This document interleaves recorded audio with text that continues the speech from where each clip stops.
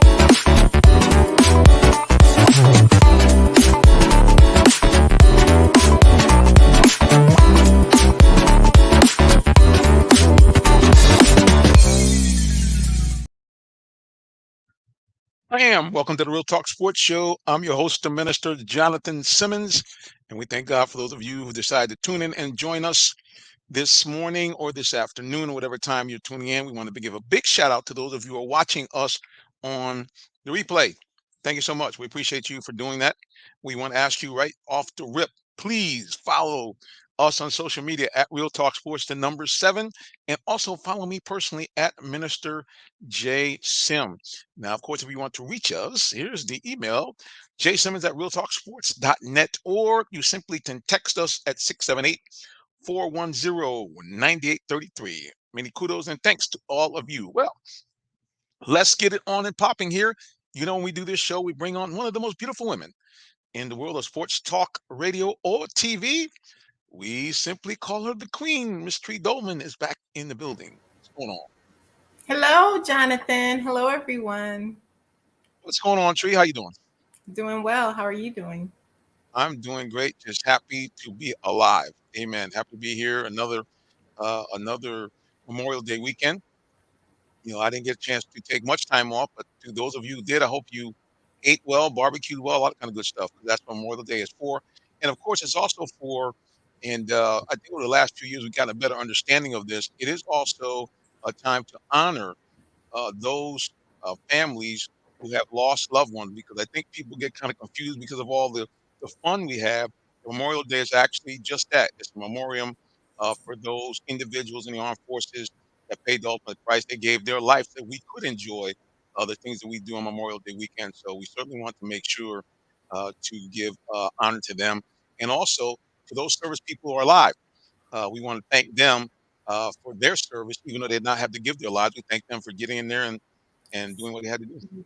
Yeah, but see, it's funny that you say that because I actually was about to go and do a video because Yeah, it's not for the people who are serving now, right? Yes, we always want to thank them every day, but that's what Veterans Day is for.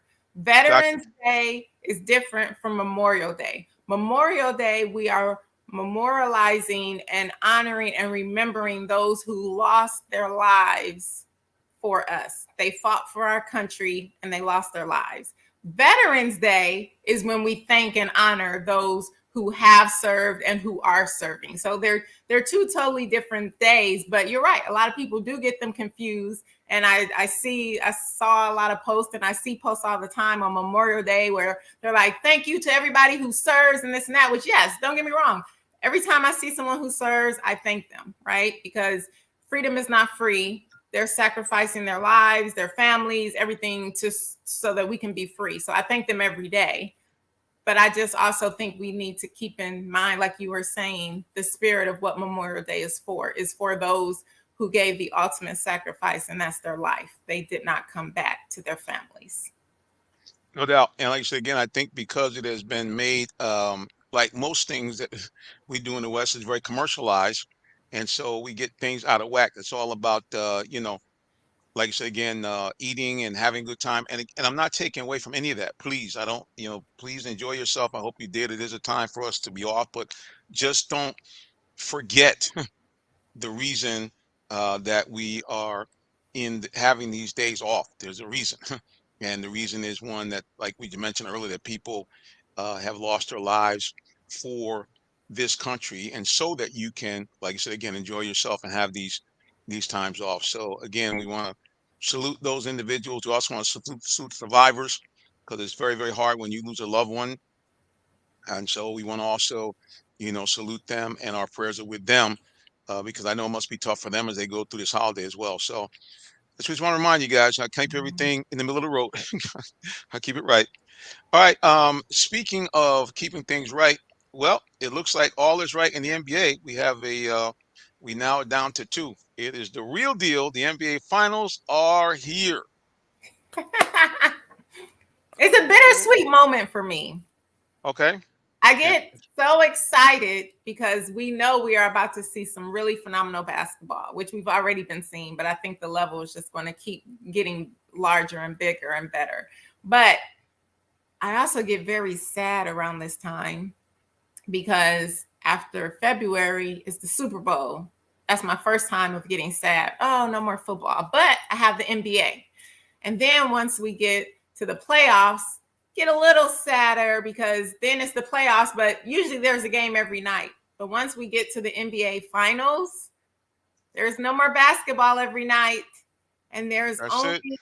possibly 7 more NBA games. And then the season is over. And that's when I struggle. Yeah, yeah. I mean, you're right. I mean, it is something we say, oh my gosh, I can't believe we're here already. Because it's really, the thing that's so crazy about what you just said. It seemed like I just literally was opening up an email that said, congratulations, you have been awarded credentials for the entire 2022-23 season for our Atlanta Hawks. I remember the surge of excitement, like, yes, what I mean, don't get me wrong, I didn't mind applying every game, but it was just really cool to be able to finally say, hey man, I don't have to worry about that. It's like we're done. And now here it is, the season literally, like you mentioned, will be over in about a week and a half. And that's if it extends all 7 games. Yes. Otherwise we could be done in about a week. I'm So, sad, Jonathan. well, But the let's one good thing is that when the NBA finals are over, we do have the WNBA. Yay! And I know right. for all of you baseball fans, you'll watch baseball. I'm just not one to watch baseball. But who knows? With these new rule changes, I may give it another shot because it Yeah, is I going mean, to speed up the game, and that was my biggest issue. So we'll see. We'll see. well, But I will it's be definitely. sad, and I will be counting down the days until the first NFL game. Well, you don't have to wait long. And speaking of NFL, thank the Lord, he is back. He will be back with us this evening. Our good buddy D. Orlando Ledbetter sent me a text saying, "Yes, sir." He will be on to join us. Yay. So, as we always like to do towards the end of our broadcast, we will be talking a little football, and we're going to get his update from what's going on. Because for those of you who are football fans, the NFL is already in full throttle. OTAs are going on right now. So the entire team is there. Guys are getting a feel for new teammates, whether they be free agents or whether they be draftees. So yeah, the football season is here. And just in case you guys don't know, if you really need a fix, you can watch the USFL. I'm just saying, if you just gotta watch football, I'm just putting it out there. And the crickets are chirping away. Amen. All right, I do want to say this. I did reach out to some of our Hawks guys, and they kind of jumped off, I think, because they said they ain't talking about the Hawks. But I do want to mention something I found kind of interesting, and I'm gonna pop some of these stats up here if they will allow me to do so. I kind of was looking at kind of how things had kind of wrapped up, and thinking about not the Celtics were out, and Miami Heat were still in, charging along in the eighth seed. And I started thinking about, all the things that kind of happened with the Hawks fumbling around and end up being seventh and have to take on the Celtics and losing that series. But it's very, very interesting. We've been talking about what do the Hawks need to do, what do they need to do to improve. Do they need to trade this guy, that guy? But if you look at the stats, you say to yourself, it really is it, do the Hawks need more players? Or maybe they just need a way to find a little bit more effort and improve their execution. I'm just wondering, because I looked at these stats, I Yeah, was kind of shocked. I agree with you because I think the roster, I I've said for 2 years, I love the Hawks roster. I really do. Could we use I'm, one player, two players?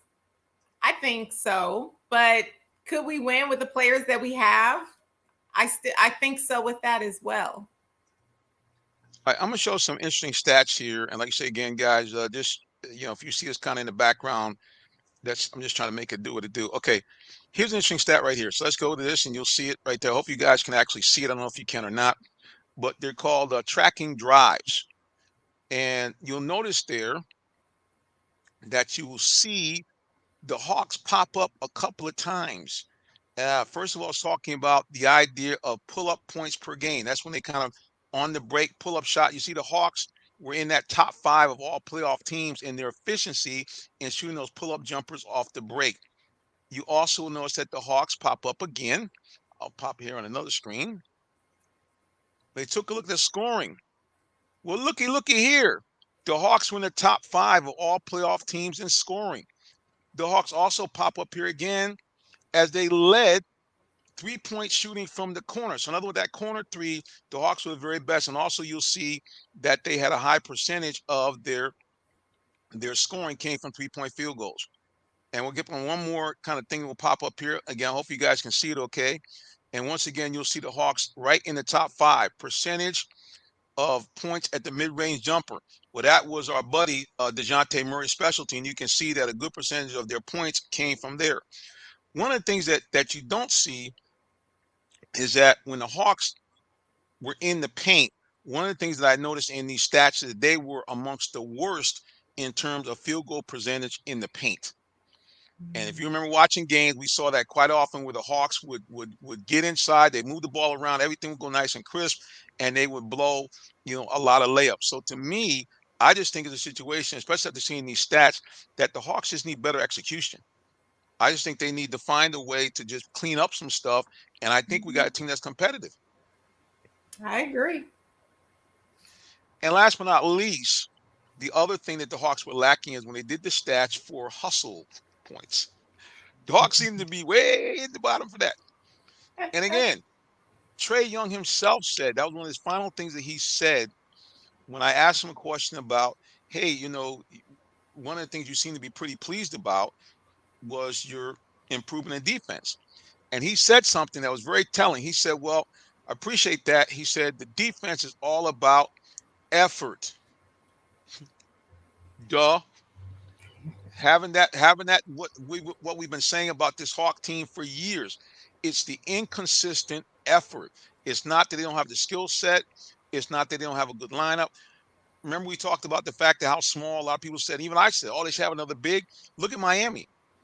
Miami, it does not have a dominant big. Bam Adebayo is not, 7'1" or 7'2" Joel Embiid. He's not. Right. But they make it work. Why? It's the effort they have on defense.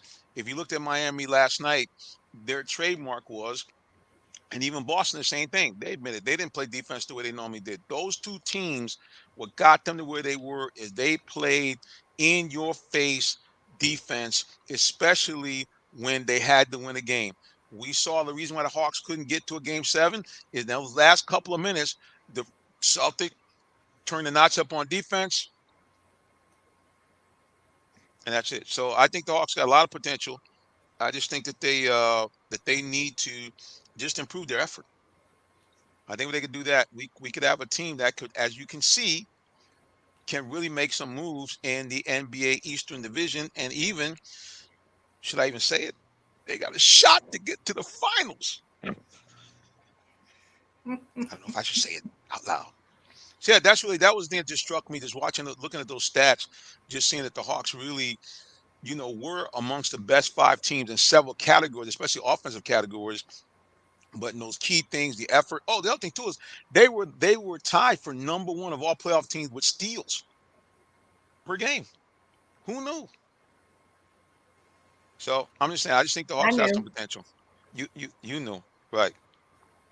So what would not? Now they had an interesting question. I'll do this before I go to the break. I'll ask you the question. I think it was on 92.9. They asked the question of fans: would you trade Jaylen Brown for Trae Young Head up. No other additives, no nothing, just 1-for-1. Would you trade him? Jaylen No. Brown for no. Me neither. I bet you most people would say yes, but I wouldn't. Yeah, and here's the thing. A lot of people would have said yes until the last couple of games of this season because Jaylen Brown went ghost, and he was him. And I understand that that Tatum's ankle is very bad, but those two guys became turnover machines. I mean, yeah. Well, the thing is this: the Miami Heat came to play. Period. They came to play from tip off. They let them know that we're here to handle business.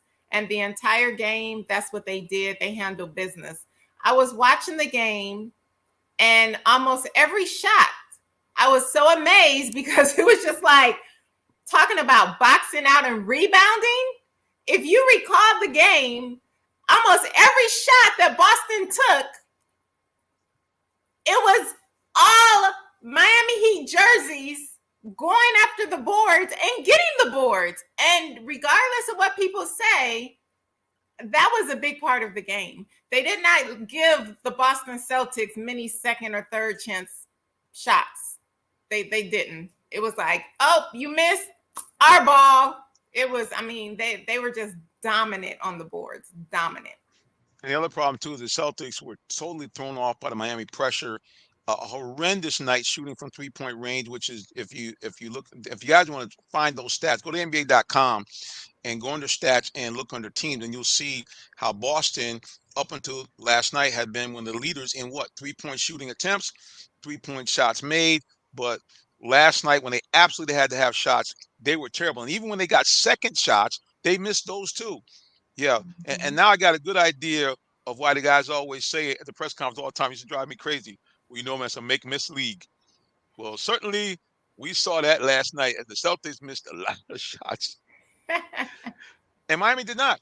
I mean, that was really big key. I mean, when Miami absolutely had to have a score, that was it. And one last thing that also was a big key: the Miami Heat. If you look at those stats of the playoffs, their bench has had about the best production, along with Denver, the two teams to the left, in the playoffs. And that was the one thing where the Hawks had been strong, but their bench kind of let us down against the Celtics. So as you can see, guys, the Hawks are effort, better bench play, more consistency, and this Hawk team could shake up the world and do some stuff.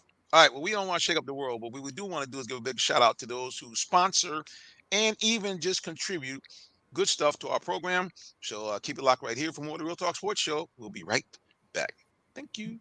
Did you know that Allen Vigil Ford in Morrow, Georgia also has Lincoln? Over 35 years of using the Vigil Touch to provide excellent customer service, works hand in hand with the Lincoln Motor Company to provide a luxurious and seamless way to acquire your next luxury vehicle. Lincoln has an array of full-service complimentary owner benefits. These benefits include hospitality partnerships, service pickup and delivery, all which can be accessed through the Lincoln Way app. You can even contact the 24/7 concierge to have someone assist you. Come and see our great inventory of new and pre-owned Lincolns today. Call 678-364-7345 to make an appointment with one of our brand champions or shop 24/7 online at allenvigillincoln.net.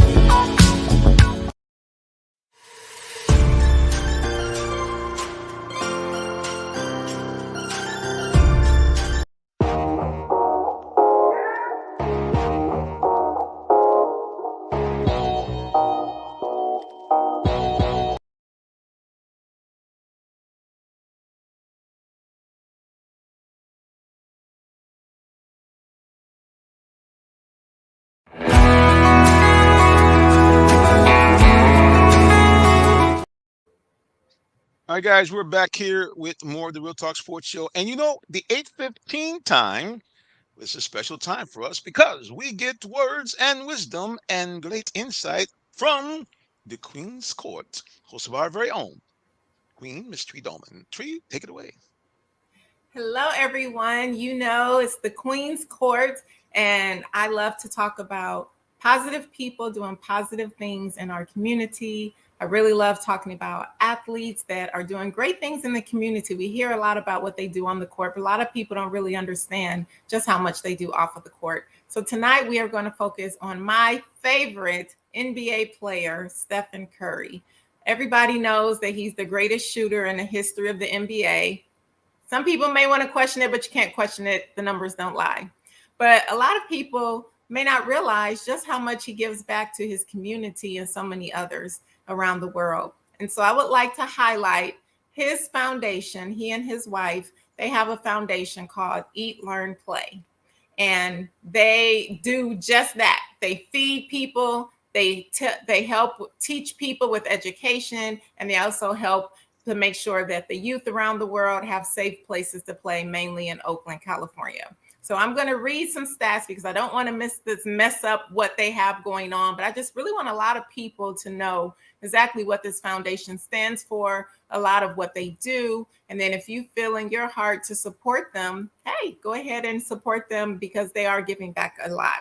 So the Eat, Learn, Play Foundation is committed to unlocking the amazing potential of every child by fighting to end childhood hunger, ensuring students have access to quality education, and providing safe places for all children to play and be active. We know how important it is for our youth to get out and be active. They're closing down and ending so many extracurricular activities and different things. We need our kids to be able to get outside and play.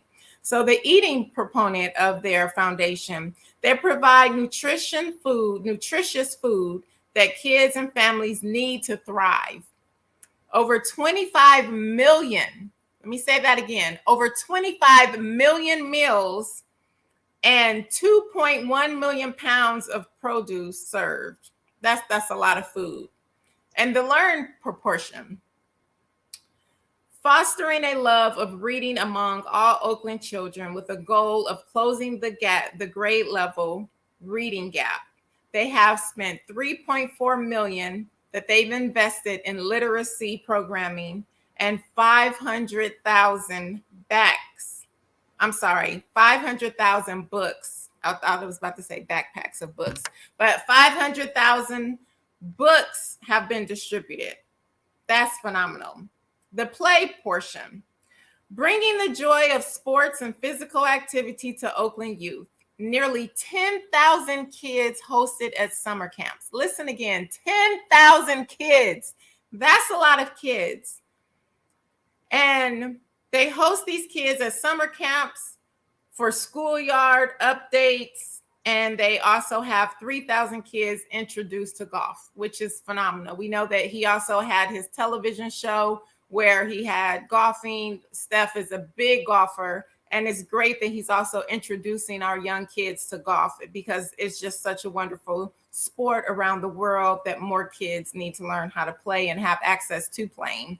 And for those who don't know, this year for the 2022 to 2023 Kareem Abdul-Jabbar Social Justice Champion Award, Stephen Curry is actually the winner. So he won that award for the different things that he is doing to help with that as well. So I am so proud of Steph and his beautiful wife, Ayesha Curry, and their foundation, Eat, Learn, Play. They donate different funds. When you're seeing there's this tournament that the professionals play in, and what's his name from TNT? Charles Barkley plays in it, and they help to feed different families. And Steph always, him and Ayesha, they always donate thousands of dollars to that as well to help feed people. So it's not just things that they're doing in Oakland, California. They're really doing a phenomenal job around the world. And I don't really see them getting enough credit for what they're doing. Of course, we know, again, what they do on the court, but I really would love to hear more people talk about the many great things. And I just read the numbers of how many kids they're feeding, how many books they're giving out, just the different playgrounds and areas, and introducing over 10,000 kids to golf is phenomenal. Or was it 3,000? But it is really big and huge what they're doing. And I am just super proud of Steph and his wife. And so I just think that everybody should support. It's 3,000 kids. that was introduced to golf. Okay, I just wanted to double check. I want to make sure my numbers are right. That's why I wanted to read them and not mess them up. But please go ahead and support if you feel in your heart, if it's something that you would like to support, your funds definitely would go in a great place. And I just wanted to highlight Stephen Curry this week because of the many great things that he does on the court as well as off the court. But he has a beautiful heart and he gives back a lot. So congratulations and kudos to Steph and his beautiful wife, Aisha, on their foundation, Eat, Learn, Play, and the fact that they focus on feeding, education, and helping our youth play safely and to be active and giving them good food, nutritious food that will help them thrive in the community. So Eat, Learn, Play. When you get a chance, look up the foundation.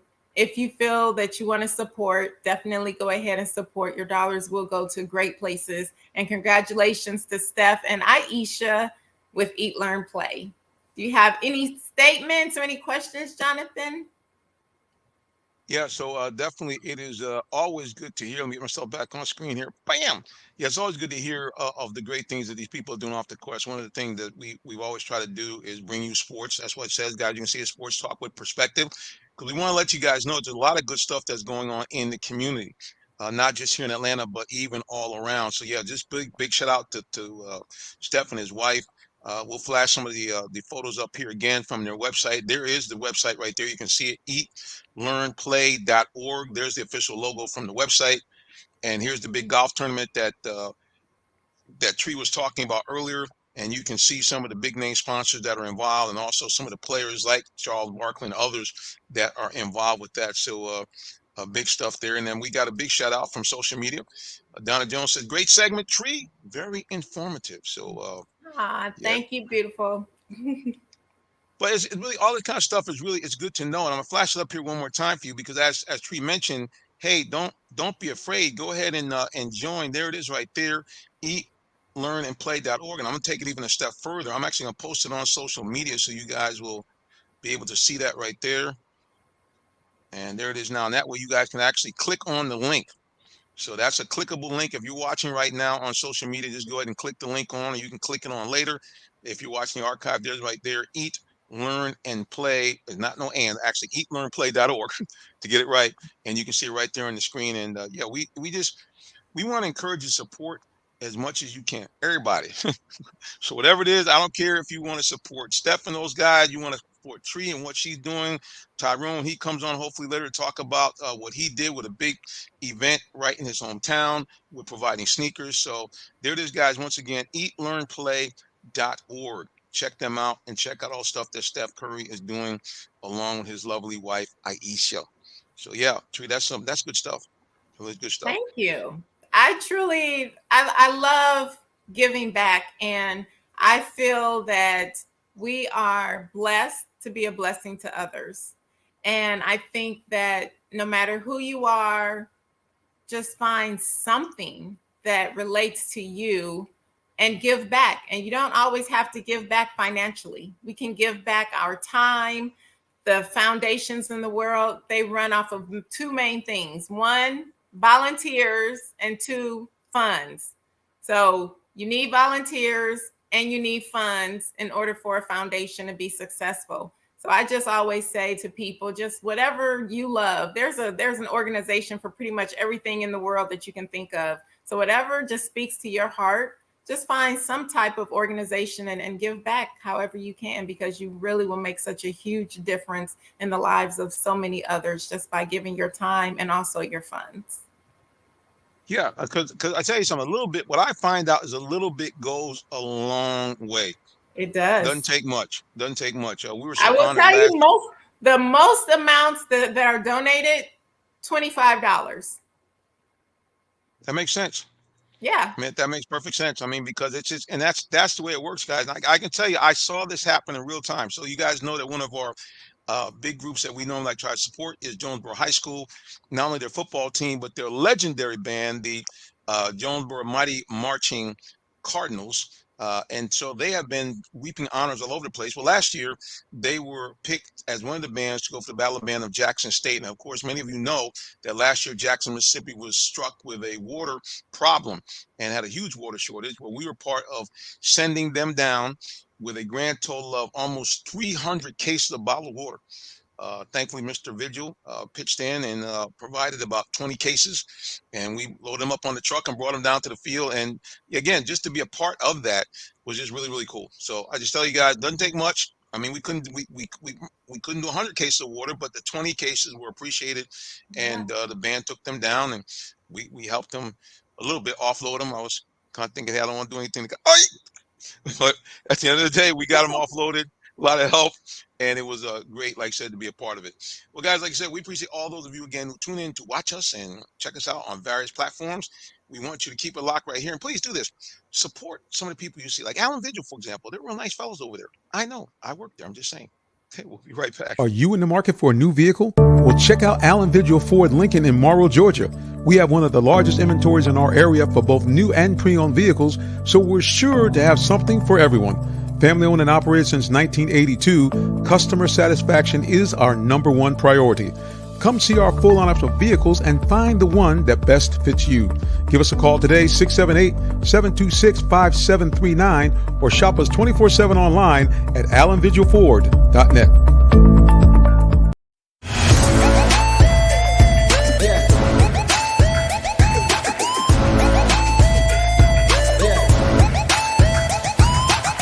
This is OJ Howard with Real Talk Sports.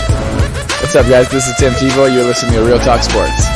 This is Charles Woodson. Let me grab the mic. You ready? This is Charles Woodson with Real Talk Sports. Hey, it's your boy JB Smooth with Real Talk Sports.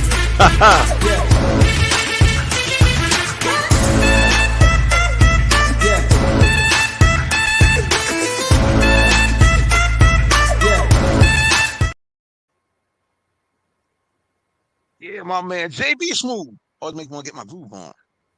And speaking of getting a groove on, a treat, we had an opportunity to go to the city of Stockbridge. Did you know that Stockbridge now has their own amphitheater? I think I did. Yep, they have their own amphitheater. Seats about 4,500 people, brand spanking new, nice facility, lots of parking. And we went there along with the program director from WIGO, the legendary WIGO, paced at 1570 AM. And we got a chance to help the Stockbridge media people cover churching at the bridge. And for those of you like me, like a little old school gospel from time to time, you would have been enjoying yourself. They had the legendary Dottie Peoples, the, of course, sensational Clark sisters, and Fred Hammond. And then, if that wasn't enough, now my boy Fred Hammond. and as he goes as his moniker on social media, the real Fred Hammond was in the building. And also, of course, for those who like that ultra soul sound of gospel, Leandra Johnson was there. And just for good measure, he came in, kind of slid in and jumped in for some duets with her and also with the real Fred Hammond. Donnie McClurkin tapped off the show. Woo! Oh, that sounds like a time right there. Oh, listen, it was incredible. Now, I will say I paid the price for me not sitting down much. The next day, my leg was like, okay, I got a little something for you. Leg stiff, hip stiff. I was in so much pain.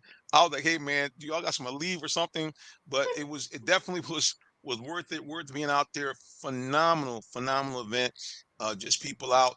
Got a chance also, which was really cool, to meet about probably about 9 or 10 local pastors. Many of the guys I never met before in my life. So it's kind of cool to be out there and interact with those guys and to meet them and just to kind of see the excitement of everybody being out there to enjoy some great gospel music and great food provided at very low cost. You got to pay, obviously, but very, very low cost by Bojangles. They came out with a huge supporter of that. So again, thumbs up to them. And hopefully, guys, if you're watching, we're also looking for a little bit of sponsorship. So please contact us. But yeah, it was a great event. Just really off the chain. Go to the WIGO website.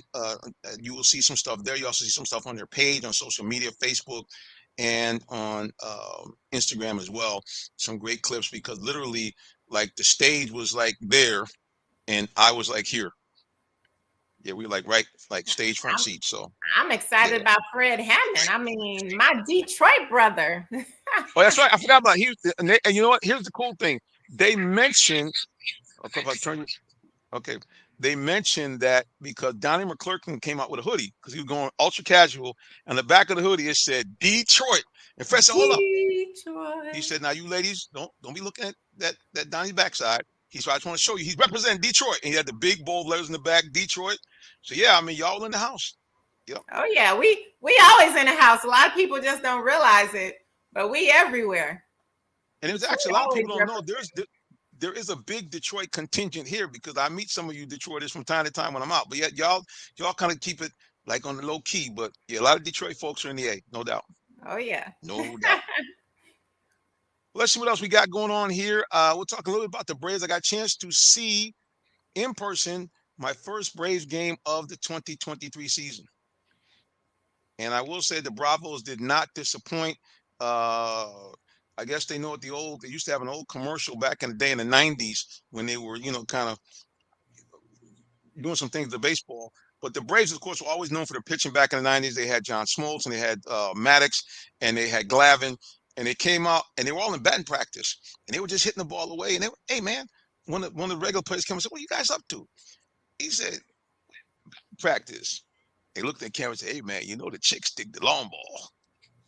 The bottom line is we saw the long ball in full effect at the Braves game. A guy who had been much maligned, and rightfully so, Marcell Ozuna has been red hot in May.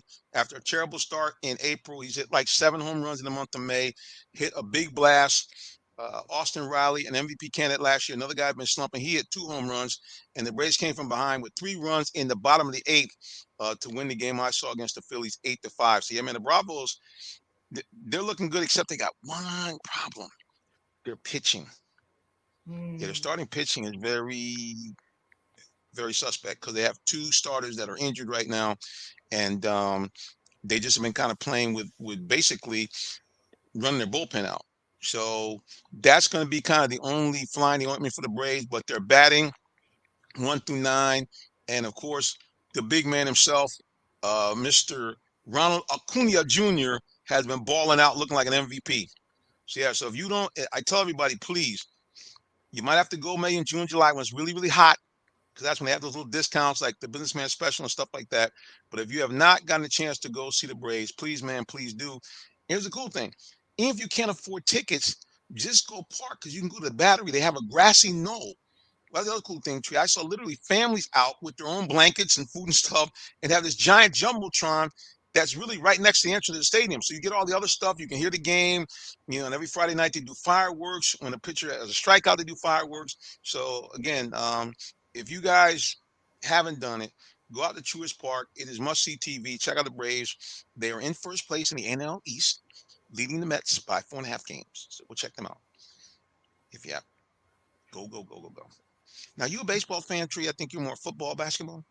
I am a Detroit Tiger baseball fan. Yes, sir. Oh, here we go. Right back to Detroit. Well, it's true. You asked me a question. I told you. I love my Detroit Tigers. Love them. And I mean, love them. Love the Tigers. So we know that every day if I could. So that when the Tigers come to town, I don't know if they're scheduled in this year. It might be next year because they try to rotate in interleague games. But so I'm assuming that when the Tigers get to town, you assume correctly. Listen, when any of my Detroit teams come, I am there. Let's just be clear with that. All of my Detroit teams are my teams. I love my Detroit teams, and yes, I love my Detroit Tigers. I would watch them every day. Like I said, Tigers, I mean, over the years, they've acquitted themselves very well. I know there've been some times where they have been, in the postseason. A lot of their players now have kind of been dispersed around, as they got kind of a little older. But yeah, a big shout out to Detroit Tigers. And speaking of Detroit Tigers, and the Braves, ironically, about 6 or 7 years ago, I happened to go to an event, a nonprofit event that was held in conjunction with the Braves. And I actually got a chance to meet one of the all-time great Tiger players from the 60s. He actually played on the World Series team that came, ironically, back from 3 games to 1 against the Cardinals and knocked off the Cardinals, I believe, in 1968. Mr. Willie Horton. And great to see him. great guy, just a nice man, and just listen to his stories about how different things were back then, Can for imagine. players versus today. Even at the point where a lot of people don't realize this, but this is like in my lifetime in major leagues, players during the off season, African American players often could not share the same hotel room, and in many cases, unless it was under great kind of force from management, they couldn't stay in the same hotel because a lot of the preseason games and the spring training were held in Southern City, and they were like, "No." And he was telling about some of those stories. But yeah, just great to talk to him. Great man. Unfortunately. Yep, unfortunately, and like I said, I remember since I was a little kid then, but I do remember that great Tiger team that they had in the '60s that, like I said again, knocked off the Cardinals. And even though Bob Gibson set a record against your Tigers, he struck out 18 batters. Woo! Yeah, That's that's a a lot. yeah. Matter of fact, I think it still is the World Series record. Yeah, 18 batters, and he was just a beast. But when push came to shove, your boys rolled back from that 3-1 lead and won Game 7 against Mr. Gibson. I think they won like 4-3 or something like that to take home the World Series for the Mm, Detroit Tigers baseball team. So yeah, guys, that's we have to funny. cover a little bit more baseball. All right, I, let's see what I else we will got. say this. Yes. My hubby and I would watch the Braves, and we would watch baseball in the playoffs. And I did enjoy watching baseball with him. But yeah, without watching it with him, it's just not as exciting and as fun. So I haven't really watched it since I don't have him to watch it with. Yeah, that's that is something I think that a lot of us don't think about when we go to events. We kind of take for granted that part of the fun of the event, part of the memory of the event is taking that loved one with you, whether it be a spouse or whether it be father, son. Many sons talk about how they really bonded with their dads, Yeah, going to that's baseball games. true. Yeah, You and know, hitting baseballs, right? You and you that's right. hear a That's what lot happened. of father and sons that would go out in the yard and just hit the ball or play catch. We have Okay, a Washington Washington National Nationals fan. fan. All right. Okay. Well, the cool thing about Miss Jones, who for those people who are new watchers of our broadcast, she's also an administrator of the Real Talk Sports page, and from time to time will do some sports photography for us. She actually was at the Washington Nationals watch party when they actually clinched and won the World Series. Yeah, she was Oh, right in the middle cool. of it, and we actually, I think we got a recording. We're not gonna play it tonight, but it was probably one of the loudest screams in my ears I've had probably in my lifetime, and my ears I can rang for about imagine. like a half an hour because like when she picked up, I was like, "Hey, we're going live!" That's all I could hear was just screaming, and I then know how it thousands is of when others, you're excited. and then of course there were thousands of others right near her doing the same things. I was like, "Whoa!" I tried to even when I had the phone out like this, it was like, "Whoa, it's really loud." But yeah, kudos to them because it was very exciting. We saw the same thing. I saw it up close and personal here as I covered the World Series for the Braves, and the battery went just bananas. I Yeah. mean, I thought it was Yeah, going the to be a Braves are stampede. really good. I think like I said, with the new changes, I am going to start watching them again and see. So we'll see how it goes. But I do like the Braves and definitely wishing them success. Also wishing my Detroit Tigers success. Let's keep that up there as well. But I do have a question for you, Jonathan. I Yes. know that we went away from basketball, but I want to hear your prediction with the Miami Heat and the Denver Nuggets. Well, when I first looked at this, I really thought that there was going to be no one able to beat Denver. I thought that either the Celtics or the Heat would not be able to take on Denver and beat them. And you can see right there, guys, that flash up on the screen, Nuggets versus Heat. Who do you got? And those two guys you see right there for the Nuggets were epic in their Western Conference Final. That's Jamal Murray and, of course, a former MVP, Nikola Jokic. Hopefully I'm pronouncing his name correctly. And Jokic has been just a guy that, in terms of his stats, in terms of stature in the game, harkens you back to Wilt Chamberlain at the center position in the playoffs. Have been averaging a near triple double, which is incredible. I think he is unstoppable. The only way to stop him is if he stops himself, meaning he doesn't play well and doesn't have a good game, which I just don't see that happening. So No, I think the game plan just has to be try to slow him down as best as you can and focus on everybody else. But who do you have? yeah, after watching the Heat do what they did to Boston, even though they kind of messed around, let Boston almost take them. I think the Heat. There's something about that Heat culture. There's something about the way they play defense. It's gonna. I'm gonna pick them in a squeaker in a game 7. I think there's gonna be one for the ages, but I think that Miami is going to hang on and be the first H seed to ever win the NBA title. That is so funny that you say that. I really thought you were going to pick the Denver Nuggets. I am also picking the Miami Heat. I know that originally I was thinking that Denver just was too much for the Boston Celtics or Miami, whoever would That's what I have thought. made it through. But I will tell you this: fool me once, shame on you. Fool me twice, shame on me. Fool me 3 times, I'm the problem, right? So not only has Miami Heat knocked out the number 1 seed, they knocked out the number 2 seed. They fought through the play-in tournament, lost to the Atlanta Hawks, and then played their way all the way up. And we have been doubting. I say we, even though I've wanted them to win, I really didn't think they would.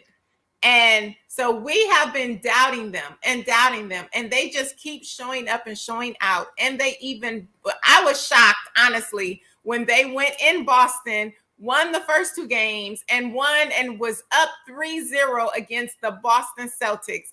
That blew my mind. I was like, okay, I'm sorry, Miami Heat. I will not doubt you again. So because of just the way that they have been playing, when they are on fire, everybody on the team just seems to show up. Martin is doing great. Can we not forget about Robinson? You know I'm always going to talk about my Michigan people. Robinson can shoot lights out. Martin has been playing phenomenal. When the whole team can just show up and show out. And we see that they can be aggressive with rebounding, defense, and they find a way to get the job done. So I do believe that somehow, some way, that the Miami Heat will get the job done. And so I'm picking them to win the finals. Yeah, I think that the Lakers. I'll pop up Todd's comment in just a minute because I kind of know where he's coming from. But yeah, I think the key is that Denver started to struggle a little bit. Joking that when the Lakers kind of turned up the defensive pressure, especially kind of picking up full court, and when they really were determined to try to almost deny Jokic the ball early in the sets, and because you notice he'd have a big first half and the second half kind of slowed down a little bit. And I think Miami is one of the best in the league in doing that, kind of putting that pressure on you. And that zone defense, it looked like they were showing some of the replays, and it was almost like it was suffocating. The Celtics were doing everything that a good team does. They were moving the ball around, they were setting picks, and Miami was like, whatever you're trying to do, we're not having none of it. So it's definitely going to be interesting. But now, again, talk about role players. Michael Porter Jr., huge for Denver. And, of course, Jamal Murray, also huge for Denver. Oh, so yeah. I think it's going to be a knockdown, drag out. But I kind of have the Heat as the winner. Okay, Todd said, hi, all. Rest will decide the NBA winner. It's now coming to light that gambling has ruined the game. Well, I will say this, Todd. Oh, there's another one. Refs are in on it. Mm-hmm. I will say this, Todd. I do agree that I think there's some fishiness going on with gambling. And I do think that sometimes referees get paid to make different calls. I mean, we've all seen where there's just been obvious calls and they somehow just don't see it. Yes, I do see that. But I will say this, as an athlete, and you also, Todd, were an athlete because I know you played tennis, there's only so much that the refs can do. And even when I was playing and even when I was coaching, I would always tell my players, don't make it close. Because if you don't make it close, then the refs can't call it.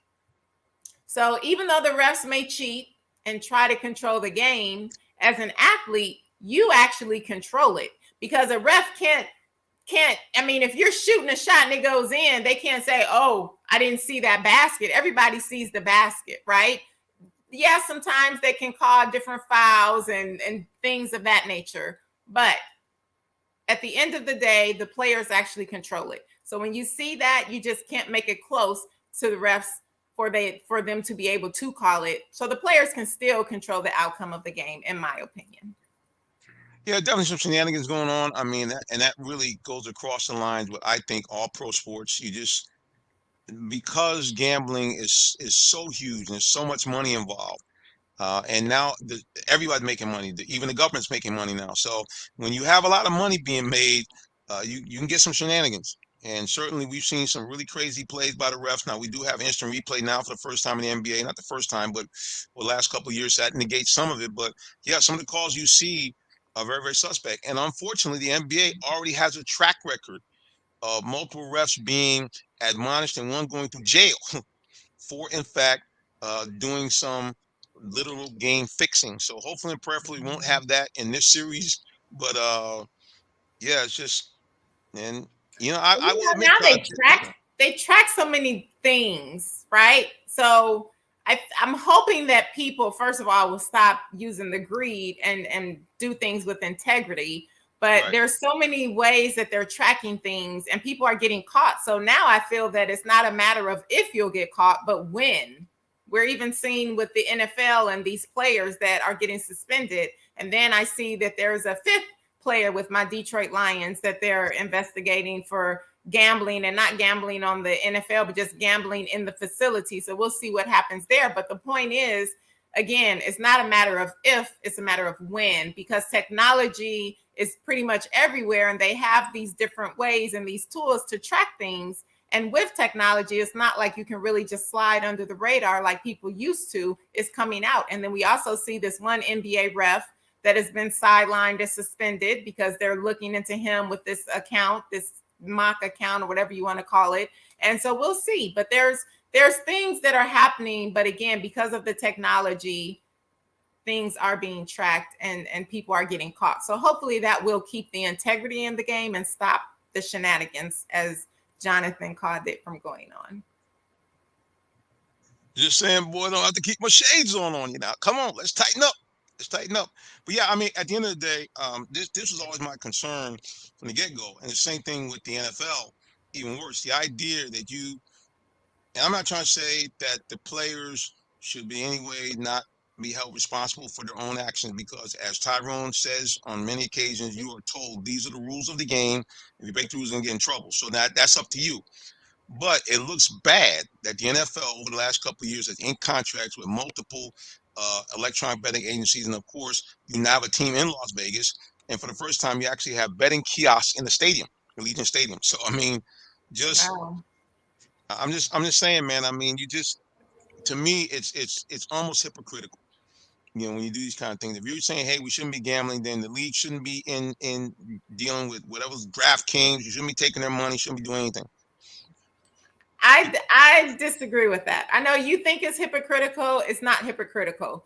Owners can't do, or employees can't do the same as some other people. It's just like when you have these contests, if the McDonald's, when they used to have where you go and you buy a supersized drink and you play the Monopoly and you get the supersized fry and you get a piece off, and all these other places. And if you win on your board, you couldn't win if you were the family member of an employee. So there's different rules for people who are involved than for the people who are the spectators that are coming to watch. And regardless of what people say, you are an NFL player, 100%. All of the players even said they knew they were wrong, because trust me, it's not a matter of if they knew they were doing wrong. They all knew, because they tell them multiple times and they sign an agreement that they will not do it. So if you know the rules and you feel that you can break the rules and gamble, then you're going to have to suffer the consequences.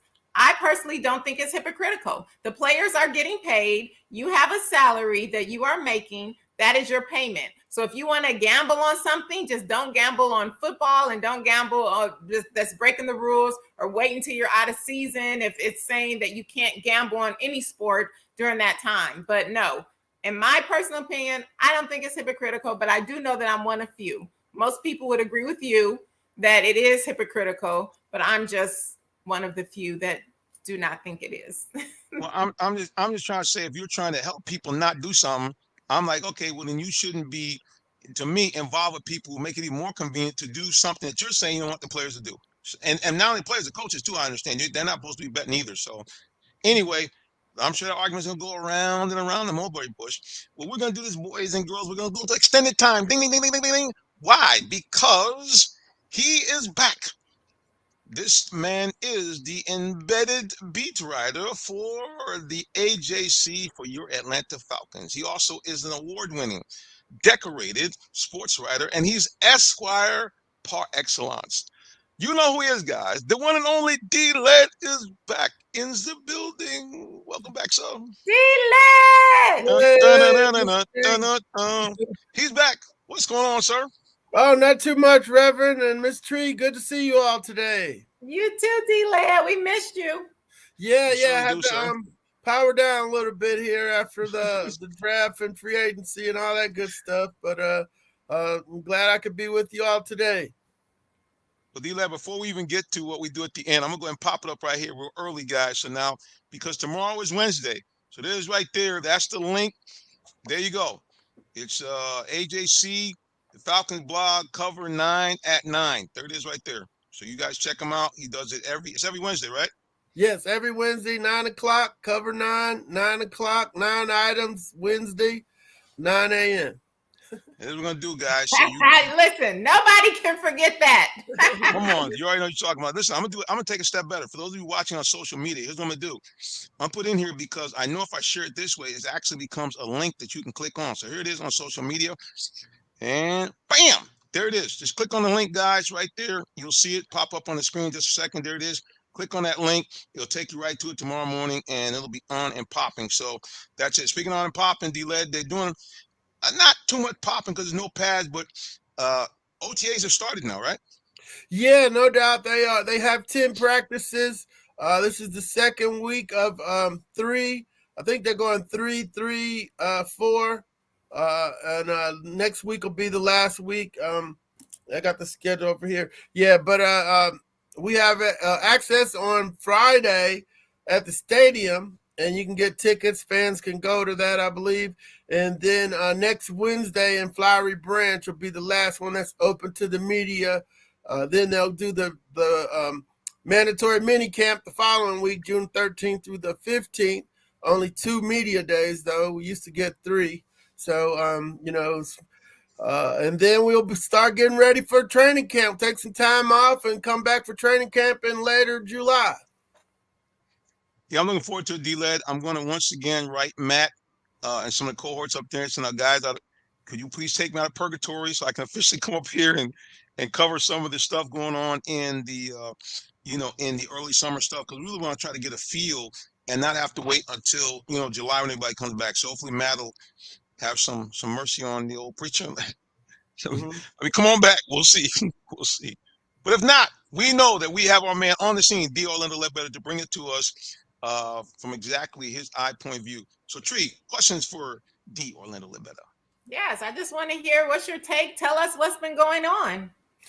Yeah, just the rookies getting acclimated. They had the rookie mini camp, and then last week we talked to Desmond Ridder, which that's the big offseason story, is him being named the starter.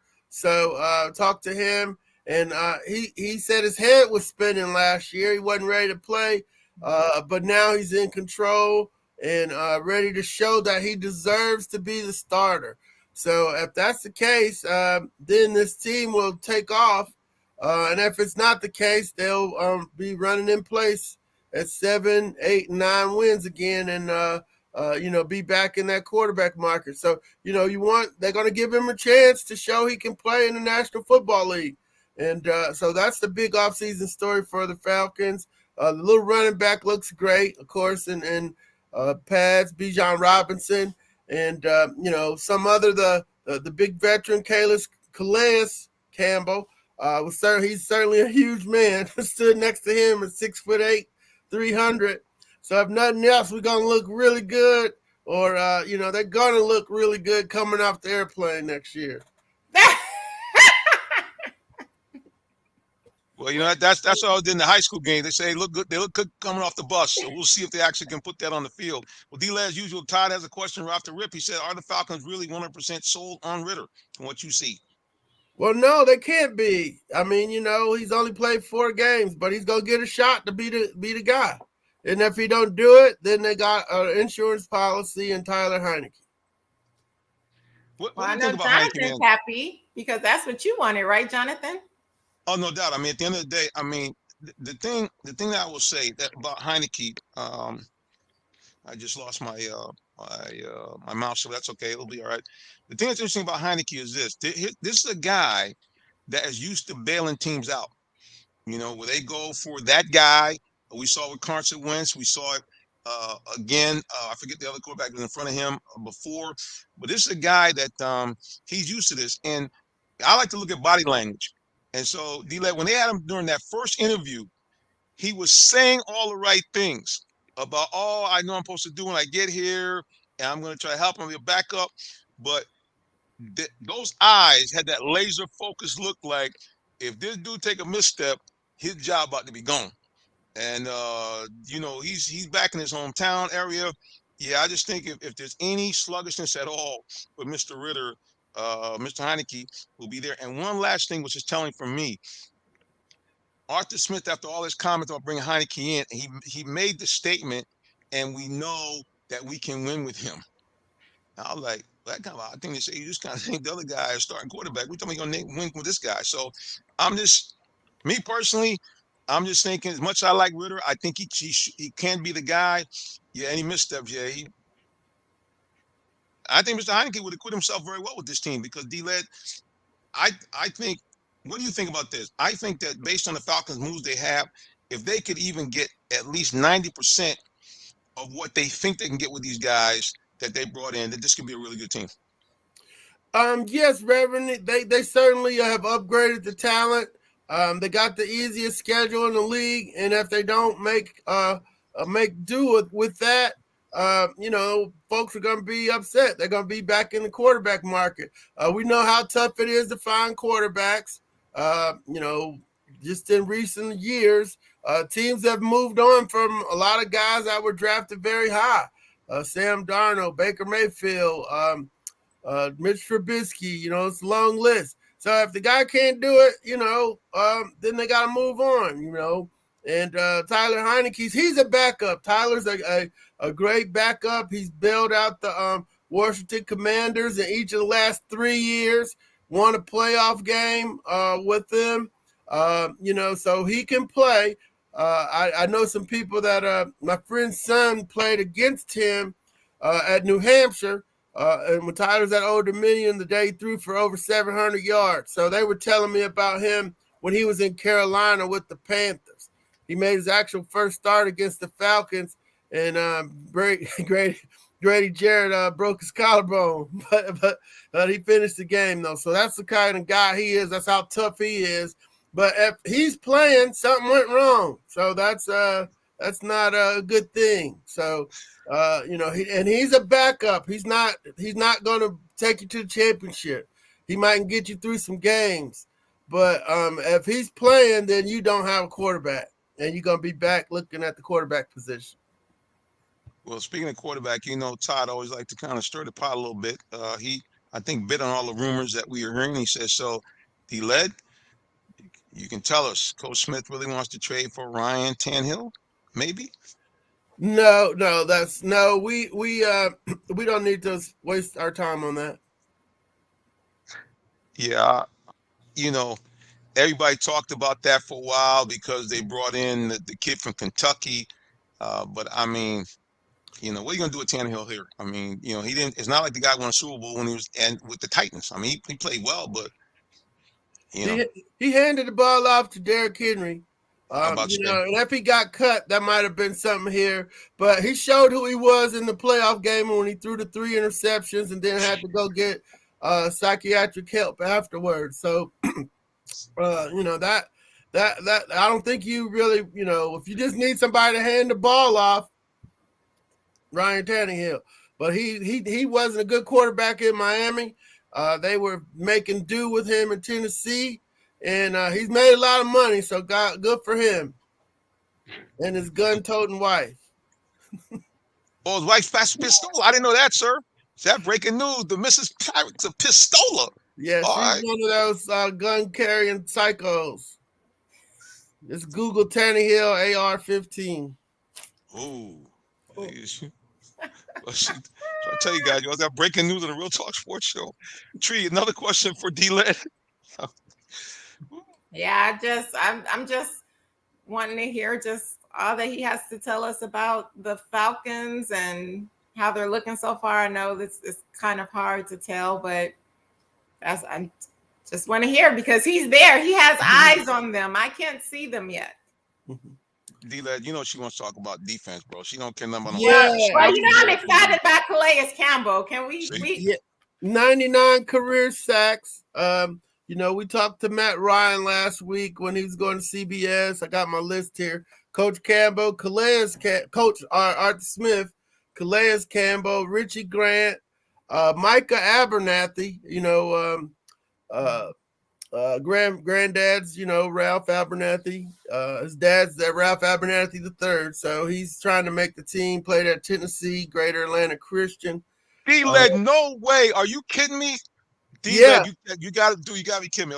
Okay. This is wonderful. 2 years ago, when he first came out of school, a mutual friend, Melanie Kai, who's on 95.9, 95.5. What's the big state? WSB. She calls me up and says, brother, listen, I need some help. She goes, I got a friend that needs to get a tape done that he can present to a couple of teams because he's auditioning. And it was him. I went out to Great Atlanta Christian, filmed him doing some 40 splits, all that kind of stuff. So, oh man, that's a great story. I got to track him down. That's pretty cool. That's a cool story, sir. Yep. He was an AJC offensive player of the year. So I don't know if he makes the team, but good story. He was talking Great about story. his family's history and their importance in the civil rights fight that we're still fighting. But yeah, so we talked to him, Drake London, Troy Anderson, Tyler Algier, and Penny Hart from Roswell and Georgia State. But yeah, defensively, Miss Tree, you know, they spent a lot of money up front on Calais Campbell, Bud Dupree, David Onyemata, you know, because Grady needed some help. You know, the teams were like blocking Grady with 3 people and leaving other guys in one-on-ones. And Lorenzo Carter played well last year too, so he's a pro. So they got some pro players to go up front with Grady. And we all, you know, better than us that it all starts up front, you know, and if you can stop the run, then you get a chance to rush the passer. So it's not real complex what they're trying to do here is, you know, get that front up and rolling. Some people going, you know, enough of this. 10 years ago, I believe it was, Coach Smith told us, me and John Manasso and a couple other people, that sacks weren't important. And we know that's not true. we know this is like, Coach, just stop it. Yes. So we came up with our sack ratio. We came up with our pass rush ratio. It's like, okay, Coach, good. Sacks aren't important. You want to affect the passer. Okay, we'll count your harries and your hits with them. So, you know, I started doing that, and now everybody's doing that. You know, we call it a pass rush quotient. You could do the hits. You do sacks, hits, and hurries divided by the dropbacks and attempts, and you can get a pretty good pressure package on it. But you know, I'm sorry, I still think you definitely need more than 21 sacks, which is what they had, ranking 31st last year. That's just not gonna get it done. You saw how the Eagles. I don't know what happened to the Eagles. That was a big part of the lead up to the Super Bowl, was the 57 sacks, and they didn't touch Mahomes in the Super Bowl. So Coach Reed did a great job of protecting them. Coach Reed and Coach Bieniemy. So that's the one thing I think they at least got some people that have played in the league and know how to get to the quarterback. So Calais, Bud Dupree, he's got 40.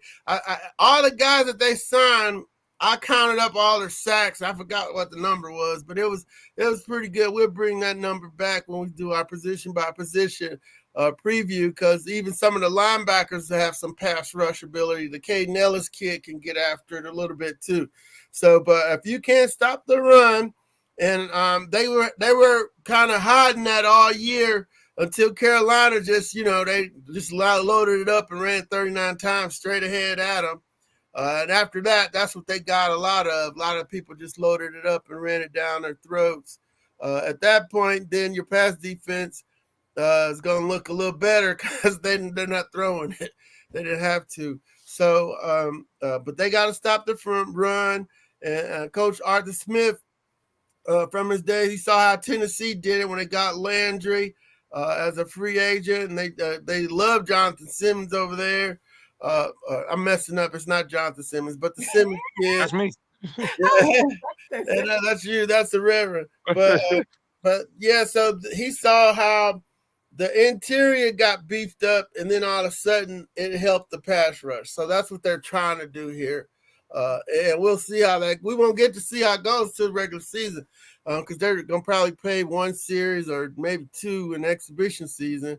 But we'll be looking at the combinations and the blitz packages, the nickel packages, and all the different new and different things that the new defensive coordinator is going to try to do to get a real pass rush. And then if he doesn't have a real just four down lineman getting after a pass rush, then what's he going to do to create one? And Dealer, how important is it going to be for these guys they've drafted? Because, before all this, they spent a lot of draft capital, bringing in a lot of guys that are supposed to be very fast and very versatile. I'm thinking about the kid from, I guess, up in maybe North Dakota. Maybe I got the wrong school. And also Arnold Egikebi. I mean, these are guys that are a lot of speed, and we were expecting them to, kind of take the next step this year, you think? Yeah, no doubt. Yeah, that's Troy Anderson, Yep. and Arnold Ebiketie. They both flashed last year. You saw that they could make plays. Now that they kind of know what they're doing, that should help them. That they're not hesitating and so forth. But Troy looked good. I had a good talk with him the other day, and we'll have that with the readers in the Sunday story. I got 3 young guys that got to step up, and it's those two. And Richie Grant, although Richie Grant's a third-year guy, but he was a first-year starter because they held him out the first year to teach him how to play the defense, and now he's got new defense, so I'm worried about Richie. But if he can, if those 3 guys can turn into players, then you got a defense. You got the buildings of a defense. You got up the middle taken care of with Grady and the big guys. Then you got a pass rusher. Then you got a linebacker. And then you got a free safety or strong that you can move around with Jesse Bates. So that if those 3 guys could come along and go with Jesse Bates, Terrell, and Grady Jarrett, they now got 6 guys over there that could play defense. And, the goal is to have 11, of course. But, hey, the Falcons just had 2. So if we get 3 more and Jesse Bates and, so then you're building something. You got a unit. And you can go out there and hit some people in the mouth and stop some folks. What about the kid, the cornerback everybody's been talking about? I think they took him in the 4th or 5th round. Seems like he's got a lot of confidence, a lot of swag. How has he looked so far? Yeah, he flashed at me. He's wearing 35. The young kid from Utah went to Ohio State. I'm drawing a blank right now.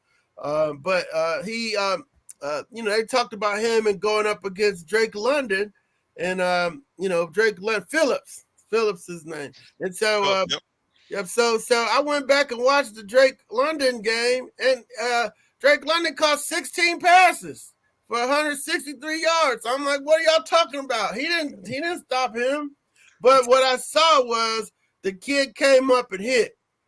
He was there for all 16 of them. And, they were dumping it off to Drake. Drake was turning up field. Phillips is coming up, wrestling him down, hitting him. But he was open. I was playing zone. So it wasn't like he was locking up Drake London. But they saw a physical, tough kid that, could probably play in the slot. He's lasted to the fourth round because he ran a 4.51, so he's not real fast. But he's got the short area quickness and the toughness that you want to see in a nickelback. Our good friend Mr. Turner from Mr. Football, he says, how good will Jalen Robinson be as a Falcon? He's comparing to Michael Vick, I guess, because he wears number 7. But how does he look? Because here's the thing.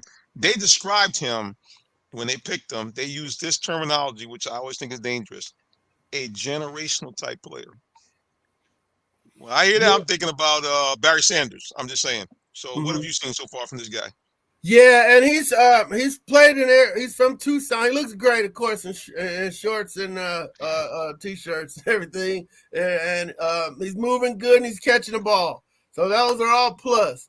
So he don't look lost out there. So that's good. But did my research too. He's from Tucson, Arizona. And I was like, hey, what kind of ball y'all play in Tucson?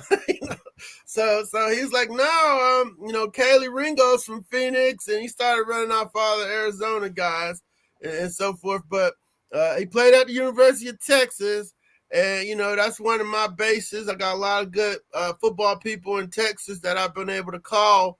And same thing, Reverend, they're talking Barry, LaDainian Tomlinson, played at TCU. They're saying this kid did it just like they did it when they were at TCU and Oklahoma State. So I'm like, hey, well, I'm getting recommendations from, 30-year-old friends that it's like, hey, yeah, this kid's legit. So I got to approach it like, hey, this kid's legit, even though, and then the one person for, my SEC people said, hey, just go watch the Alabama game. They couldn't stop them. So that's a good, that's a good sign. Yes, got it back. And the coach is calling him a home run hitter. Hey, that's all good stuff right there. And now I want to. Now we get to all be from the Show Me State. And it's like, all right, show us. Let's see this. Let's see it on Sundays. And if that's the case, it's gonna be some fun Sundays at the Mercedes-Benz Stadium. Oh, no doubt. Got a couple last questions here before we get it wrapped up. Our good buddy Todd says, D-Led, last question. Can we expect the playoffs this year? Yeah, man, I got them going. I did the old schedule thing, this before injuries and all that, and I could see him winning 12 games. And Mark Bradley, our columnist, he's a tough customer, Mr. Grumpy. Yeah, Mr. Get Off My Lawn, man. Him about to sit now. But 11, he's got him winning 11, so that'll get you to the playoffs. 10 will probably get you to the playoffs, but the schedule's so weak, they got to do it though. And then I'll preview the Cover 99 tomorrow. My folks at Pro Football Focus don't like the Falcons roster. They surely don't. They got them ranked 26, and so it's all about the quarterback. They think the quarterbacks are. I think the kids call it trash, and they're like, I can't. They say I can't pick playoffs with their quarterback situation.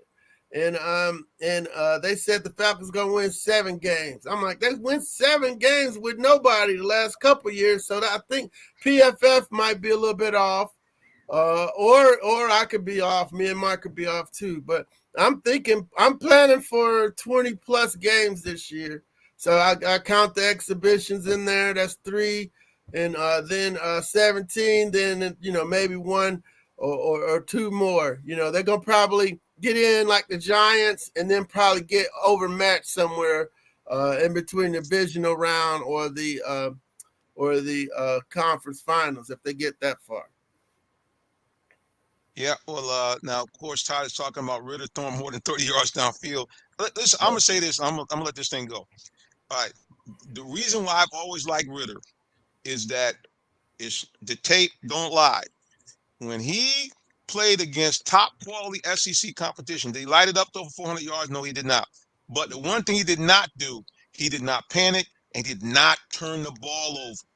I mean, Alabama was trying to run him out of the building, and he looked shook up a couple of times, but he made sure that ball did not go into his hands of a non-Cincinnati player. That's the one thing I like, number one. Number two, the guy has no problem, unlike Mr. Mariota, taking the full mantle of leadership. Hey, man, this is kind of what I do. I got no problem with that. I want to be a leader, and to me, that's a good attitude. And last but not least, the fact that the Falcons primarily going to run the ball, D-Lad takes a lot of pressure off any quarterback. When you can, like you said, turn around and hand off to somebody, that's it. And I think with all the weapons he's got, I'm not going to compare him necessarily in terms of number of points to the Super Bowl team, but I'm going to tell you something. If these guys get a hold of this offense, man, I mean, Arthur Smith's going to go in the trick bag, and the Falcons are going to be must-see TV. So I'm on the hook right now. I was on the hook last year for 10. So, the minister can't take a step back, baby. We're going for 11 wins, 11-6. I'm calling it right now, 11-6. Put the shades on. And not only the playoffs, but they're going to win a game and get into the second round of playoffs. I'm saying it right now. Write it down. Well, I don't have to because Tree will remind me. Jonathan, you said, I got it right here. Well, I was thinking about you the whole time that D-Led was saying that because I just knew that you were grinning from ear to ear and so excited to hear that. But I do actually think that I can see that as well. So last year, I just thought it was just not happening, which it didn't. It did come close. But this year, especially with defense is a big part of the game. Defense wins championships. Defense sets the pace of the game, in my opinion. And the moves that the Falcons have made to make sure that defense is better, I do see that the games will be different, and I can see it going either way and seeing the Falcons getting some wins. So this year, I don't think you flew off the cuckoo's nest when you say that, and I actually can agree with the both of you. Wow. Flew off the cuckoo's nest. We're going to do it now? Wow. All right. Well, I'm not going to say anything except for no. But I think what it is for me, I just think that the fact that the Falcons have already proven they can run the ball, that's going to help the defense immensely. I mean, you're in a situation where if you can control that clock, keep the other team off the field, keep that defense fresh. D-Led, you know how that works. If they had some of that in the Super Bowl, we wouldn't be talking about we still looking for a championship. It's well, yeah. I went back and one of the biggest years in Falcon history I thought was 2008 with Matt Ryan as a rookie and them going to the playoffs. And how they did it was Michael Turner and Jarius Norwood, they combined to rush for 2,000 yards. We didn't write a lot about that back then, but Raheem Morris told me, I was hanging out with him and Tomlin at the combine. He was like, he wasn't sold on Matt Ryan. He's like, hey, man, they had the running back, and then, when he gets rolling, we got to put 9 people in the box. All Matt's got to do is drop back and find the safety and throw to the other side to Roddy White. So he made it real simple for how that team won 11 games. And that'll have to be the same formula for Arthur Smith this year. Ritter's not, he hadn't seen everything. But if you can get him a clear look where, Drake or Kyle Pitts are, they're 6'6", they're wide open. He got to be able to find them, find the safety, and one of those guys has got the ball coming. So you're not reading 4 and 5 reads and dropping back 30 times, and so forth. So, you're probably going to drop back 20, maybe. And there are going to be some quick throws in there too, design stuff until people see it on tape.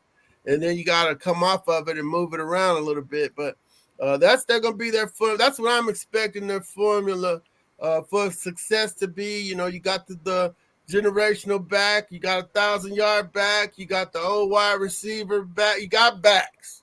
So, run the ball and don't have Ritter throw you into trouble. And it seems like, just from afar, it seems like, I don't know what it is, but it seems like him and Drake London actually have some real bona fide chemistry. Yeah, we saw that over the the last 4 games. If he but he was force feeding Drake London basically. Yes, so sir. That's something to build off of, though, because teams are going to try to take that away. Then, okay, let me find Kyle. Okay, let me dump it to Bijan. Okay, let me find where Patterson is. You can run people off of London because they're going to jump London. So, I'm sure that's all the learning part of it for him. And if he does a good job with it, he'll be here for a long time. If he doesn't, they'll be shuffling back into that quarterback deal, like a lot of teams. Carolina's been in that since letting Cam go 4 years ago, it took them, they had to give away a lot to go up and get Bryce Young this year. So the Falcons, they let Matt Ryan go with 14 years of service. And, sometimes you can have that seamless transition and sometimes you don't. Green Bay did when they drafted Aaron Rodgers and went to Brett Favre. So from 91 to 2022, they had a quarterback. But they only won 2 Super Bowls in that time. So that, they can talk about Brett Favre and Aaron Rodgers and all this, but the fact of the matter is they only won 2 Super Bowls. Lost one to Denver, so it went to 3. So, but you still got to have that quarterback. But you think Green Bay had won 10 Super Bowls as much as they were talking about Aaron Rodgers and Brett Favre this and so forth and so on. But they couldn't build the defense, which was the same problem here for Matt Ryan's term. They had some good offenses, but could never get the defense all together right. And then the passing rules changed on them too, and that hurt. But so that's where the Falcons are right now. They're hoping they got a quarterback that they can build around and develop. But we're getting ready to find out. Well, I got hope in the guy. Again, he just looks like he might be of the right stuff.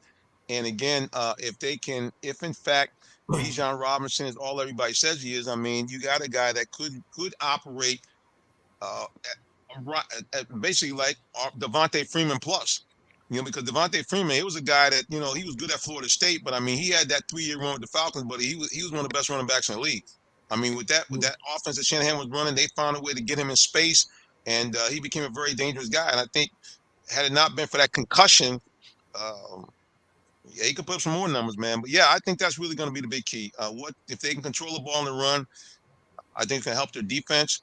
I think that with the addition they have in the defensive backfield, AJ Terrell has all pro written all over him if he stays healthy. So yeah, man, I just think you're gonna have a lot to tell us throughout the season, D-Led. That's all I can say about it. Yes, sir. Well, let's hope. It's been pretty bleak around here the last 5 years. I still see that who passed to Julio in the end zone. Who knew that was the end of an era? But that was the end of the. That was it. Yep. That was the end of the Coach Smith, Dan Quinn era. And now they went back to the back of the pack, and they've been last place team, Reverend. They've been in last place last few years here, and now you get to see if they can at least climb back to respectability. D-Led, before I let you let people know about you, I think one of the things that struck me, the great irony is that after all these years of the guy not being able to draft linemen, it's ironic that one of his last drafts, now that McGarry is actually playing like we thought, with Lynch and McGarry, he actually has drafted 2 really good linemen. I mean, you got an all-pro, another guy that looks like I don't say all-pro, but he's certainly equitable. And, of course, you got A.J. Terrell. So it's just ironic that on their way out the door, those guys have possibly given the Falcons 3 guys they can kind of really build this franchise around, which is great irony, Mr. Dimitroff and Mr. Quinn. Yeah, no doubt. They, when the history's written right now, he's going to be the best GM they had in the franchise history. Won the most games, was in the most playoff. So you're not going to hit on everything.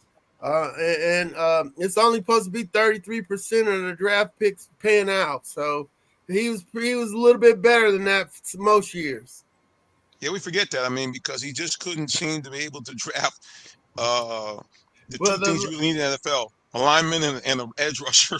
Yeah, the Lamar Holmes and Peter Collins draft is going to kill him. He even admits not taking Pierre Jerry took him over Matthews over Clay Matthews the junior. And that was a blunder. I thought taking Vic Beasley over Todd Gurley was a blunder, but but hey, that you can go to every draft and come up with those little stories and so forth. You're surely right. Well, you know how we do it, guys. Before we let you get out of here, we gotta let people know how they can find out more about our guests and our hosts. So, Mr. D. Orlando Ledbetter, the floor is yours. Well, thank you, Reverend. You can find everything on ajc.com. My Twitter is at DOrlandoAJC, and our Facebook page is Atlanta Falcons News Now. Thank you for having me. D-Led, welcome back, sir. Hey, you hear that? There it is. Yeah, D-Led. All right. Thank you, sir. Peace. D-Led, one last question. Yes. Are the Falcons going to get into the Hopkins sweepstakes? Yes or no? No. He wants to go to a Super Bowl contender. Buffalo or Kansas City. You'll be sorry, buddy. That's all I can say. All right, D-Led, to the next time, man. God bless. Bye-bye. Mhm. The Queen, the floor is yours. Hello, everyone. It is still May. It's still Brain Cancer and Brain Tumor Awareness Month. I would like to thank everybody who supported our Go Gray for a Cure 5K. Thank you, Jonathan, for signing up virtually to run or walk, and we appreciate you all. It is still time to wear gray the whole month of May, and you can find me on all social media, Purple Diva 13, as well as Ms. America International 2022. And there it is. The Queen has spoken. All right, guys, we'll wrap it up here with yours truly. You can find out more about me. First of all, follow us in the show, please, on social media at Real Talk Sports and #7. You can follow me personally at Minister J. Sims. Now, someone just texted me during the broadcast, and so I will let them know and let you know as well. If you have a compelling sports story, we're always looking for more great stories. So you can hit me up via email, jsimmons@realtalksports.net, or you can simply text or call me at 678-410-9833. Guys, before I let you go, like I would tell people every week, I'm a real life minister, so I'm concerned not only about your external, I'm concerned about your internal, your soul. So I'm going to tell you, if you don't know the Lord Jesus Christ, your personal Savior, please, sir, please, ma'am, get to know Him today. Why? Nobody loves you like Jesus, and He did the unbelievable. Came here, fully God, fully man, and died for your sins, but He rose from the dead. If you repent of your sins and believe that, two wonderful things happen. Number one, you become a citizen of the kingdom of heaven.